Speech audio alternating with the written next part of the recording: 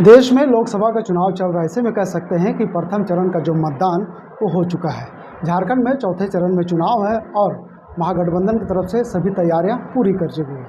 हमारे साथ राजद के वरिष्ठ नेता गौतम सागर राणा है, इनसे जुड़ेंगे और सभी मुद्दों पर चर्चा करेंगे। सर, अगर हम बात करें पिछले दिनों की, तो देश के जो प्रधानमंत्री है उन्होंने छिंदवाड़ा में महिलाओं को लेकर के एक बड़ा बयान दिया है, जिसकी आलोचना पूरे देश में चारों तरफ हो रहा है। इसे आप कैसे देखते हैं?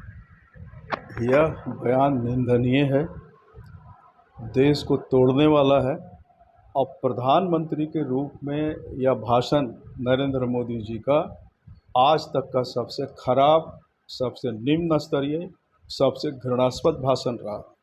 उन पर इस भाषण के लिए केस दर्ज किया जाना चाहिए। चुनाव आयोग से उच्च स्तरीय प्रतिनिधिमंडल मिला। अब प्रधानमंत्री जी हार के डर से बौखला गए। 400 पार का नारा दिया तो एक फेज का चुनाव तो पार हो गया ऐसे ही, और यहाँ भी तैयारी चल रही है पूरी तरह से। हम झारखंड की बात करेंगे तो तमाम विडंबनाओं के बावजूद हम जो है सो जनता में इंडिया गठबंधन का एक्सेप्टेंस है और लोग समझ रहे हैं। जैसे जैसे दिन बीत रहा है, लोग विश्लेषण कर रहे हैं कि चुनाव मुद्दा आधारित होना चाहिए।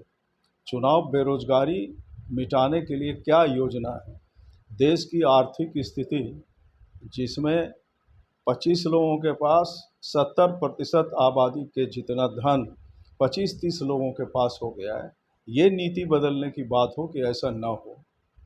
तो हम न्याय सबको मिले, स्वास्थ्य सबको मिले, पढ़ाई सबको मिले, इस बात पर, इस मुद्दे पर चुनाव होना चाहिए। लेकिन चुनाव हो रहा है, हर एक चीज़ बेरोजगारी है, जय श्री राम, बेईमानी है, जय श्री राम, कानून बना कर के आप चंदा ले रहे हैं, धंधा दे रहे हैं, हम पूछते हैं तो कहते हैं जय श्री राम। सब चीज़ का उत्तर जय श्री राम है। जय श्री राम तो प्रातः नमन के लिए, दिन भर समस्याओं के निराकरण के लिए भारतीय जनता पार्टी राम जी का सहारा ले रही है। जिस राम जी, रामचरितमानस का जब तुलसीदास ने जब लिखा इसको, रहीम मुस्लिम थे, उन्होंने लिखा कि तुलसीदास मानस विमल, माने रामचरितमानस, संतन जीवन प्राण, हिंदुवन को वेद सम, तुरकही प्रगट पुराण। अमामा इकबाल ने लिखा कि है राम के वजूद पर हिंद को नाज, अहले वतन समझते हैं उनको इमाम हिंद। यानी हिंद का इमाम, हिंदुस्तान में रहने वाले लोगों के प्रेरणा स्रोत, उसको एक धर्म घृणा का रूप भारतीय जनता पार्टी पेश कर रही है। सर, इस तरह का भाषण अगर हम बात करें तो बिहार के विधानसभा में भी देखने को मिला था, जब नीतीश कुमार ने कई महिलाओं को लेकर के शब्दों का प्रयोग किया था। अरे तो आप ये पुराना मुद्दा उठा रहे हैं, दिमाग उनका खराब हो गया तो उसको कोई क्या करे। लेकिन प्रधान मुख्यमंत्री हैं, अब ऐसी गंदी बात उन्होंने कह दी और कम से कम 37 बार माफ़ी मांगा, टीवी में हमने जोड़ा। हम लोग एक साथ आंदोलन में रहे हैं, एक साथ जेल में रहे। नीतीश कुमार को जितना हम जानते हैं उनसे अपेक्षा नहीं थी ऐसा। किसी कुसंगति में कहीं ऐसा बातचीत होता है, उसी में वो बोल दिए। जब पीएम मोदी कहते हैं 125 करोड़ 140 करोड़ जनता का बात करते हैं, सबका साथ सबका विकास की बात करते हैं, और चुनावी मंच पर चुनाव भाषण में इस तरह का शब्दों का इस्तेमाल करना, वो इस तरह से शब्द बोल रहे हैं कि अब वो बौखला गए।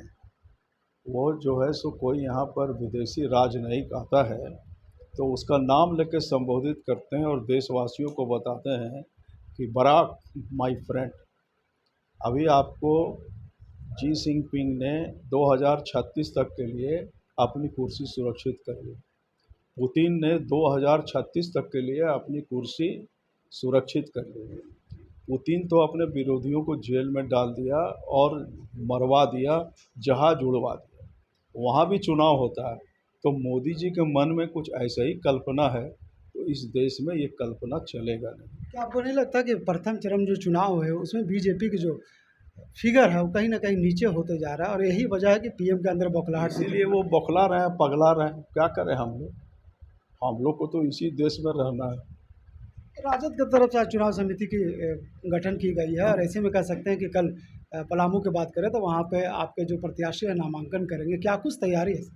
हम लोगों की तैयारी वहाँ पर मुकम्मल है और जो घटत बढ़त है उसको कल से हम जा कर के हम पलामू चुनाव क्षेत्र के विशेष वहाँ पर हमको प्रभार है। और आप जानते हैं कि यदि मुझको जानते होंगे तो हम अनुशासन प्रिय आदमी हैं और कोई फालतू अनावश्यक गप भी पसंद नहीं करते। तो कल से जा कर के हम खुद ही बहुत मेहनत करेंगे। अंतिम सवाल ये होगा कि जिस तरह से पिछले दिनों हमने देखा कि राजद और कांग्रेस के कार्यकर्ता आपस में भिड़े और मंचों से उन्हें समझाने की कोशिश किया गया, क्या चतरा में जिस तरह से अभी जो विवाद चतरा में हम भी समझाएंगे, लेकिन आपको भी ये मालूम है कि जो ऊपर से तय हो गया वो भाजपा के विरोध में तय हो गया। और भाजपा का विरोध हम इसलिए नहीं करते हैं कि वो हमारे दुश्मन, वो देश के दुश्मन और वो चरितार्थ कर रहे हैं। अब उसको हराएं न कराएं कि केएन त्रिपाठी को देखें। केएन त्रिपाठी रहे, बीएन त्रिपाठी रहे, संकट मोचन रहे, रघुवर दास रहे, भाजपा के खिलाफ जो खड़ा है हम राष्ट्रीय जनता दल के लोग उसको मदद करेंगे। 21 तारीख से आपने झारखंड के रांची के प्रभात तारा मैदान से चुनावी शंखनाद तो कर दिया। जिस तरह से बीजेपी कह रही है कि झारखंड के 14 सीटों पर हम कब्जा करेंगे, क्योंकि पीएम मोदी ने 400 पार के नारे लगा था, ऐसे में महागठबंधन की क्या कुछ तैयारी? भारतीय जनता पार्टी को बोलने से कौन रोकता है? वचनम किम दरिद्रम। 14 सीट है, वो 15 सीट भी जीत सकते हैं। तो अब उनके बारे में हम क्या बोले, हम तो अपनी बात कहेंगे। भाजपा के लोग बौरा गए हैं, वो राम का नाम बदनाम कर रहे हैं। वो ऐसे दीवाने हो गए कि एक सिनेमा में कहा था ना, देखो ये दीवाने ऐसा काम न करो, राम का नाम बदनाम न करो, वही कर रहे हैं। तो कह सकते हैं कि झारखंड में चौथे चरण में चुनाव और ऐसे में महागठबंधन की तरफ से सभी तैयारी कर ली गई है। राजद की बात करें तो राजद कल पलामू से जो उनके प्रत्याशी है अपने नामांकन करेंगे और उसमें कई बड़े नेता शामिल होंगे। सारे मुद्दे पर बात करने के लिए हमारे साथ राजद के वरिष्ठ नेता गौतम सागर राणा मौजूद थे, जो सभी मुद्दों पर जानकारी दे रहे थे। अपने सहयोगी रिजवान के साथ में नौशाद, कोयलांचल संवाद, रांची।